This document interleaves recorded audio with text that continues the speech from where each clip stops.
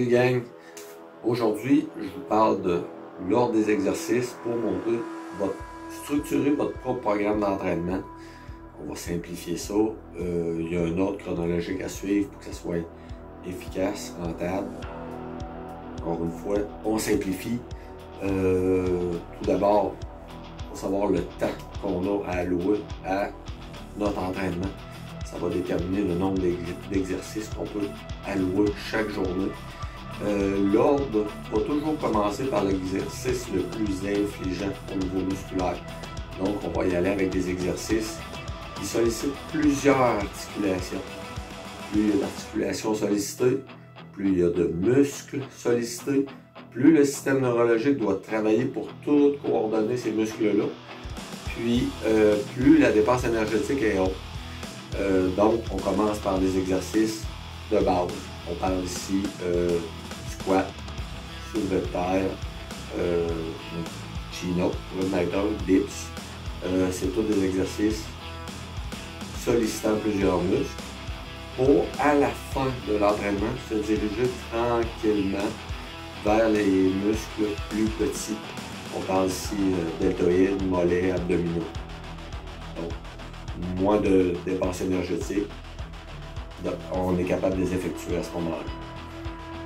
L'autre chose à retenir, c'est que plus la stabilisation du corps est impliquée, plus on exige au corps aussi l'effort. Donc, on commence par les exercices les moins stables. Donc, on parle ici des barres en premier. En deuxième lieu, on va se diriger vers les poids libres qui demandent un petit peu moins au niveau de la stabilisation générale. Et à la toute fin, là, on va aller vers les machines, les poulies vis-à-vis, tous les exercices qui ne demandent pas de stabilisation, qui sont guidés, que ce soit par un banc à 45 degrés ou les machines adaptées. Donc, en gros, les barres en premier, poids libre par la suite, et on finit par les machines. C'est pas dangereux de faire de la barre pendant tout le programme d'entraînement. C'est juste si on veut solliciter et aller cibler un muscle précis, il faut avoir l'effet d'entonnoir. On commence très large, on commence avec une fatigue qui regroupe plusieurs muscles et on va cibler tranquillement la zone qu'on veut aller cibler. Donc, les machines en dernier en tout temps. L'échauffement va être primordial aussi parce que le système neurologique, les muscles ne sont pas prêts à embarquer tout de suite sur un exercice fonctionnel. Donc, on peut chauffer 10 à 15 minutes avant de commencer son programme d'entraînement. C'est très efficace. Le meilleur exemple que je peux vous donner, c'est si je prends l'exercice un saut sur step à une jambe.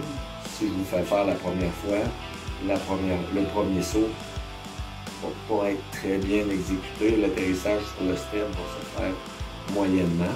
La deuxième fois, la troisième fois, il va y avoir une amélioration. C'est pas que vos muscles sont meilleurs à l'effectuer, c'est que le système neurologique, tout le sens de l'équilibre s'est ajusté à ce que vous lui demandez. L'échauffement sert à ça, à avoir une meilleure rentabilité au niveau de votre entraînement. Donc, échauffement, exercice fonctionnel, un petit peu plus d'isolation, on tombe à 2 articulations sollicitées et à la toute fin, 1 articulation à la fois. J'espère que ça va vous aider à structurer vos programmes d'entraînement. Puis, au travers de tout ça, je le dis toujours, puis je vais toujours leur dire, amusez-vous.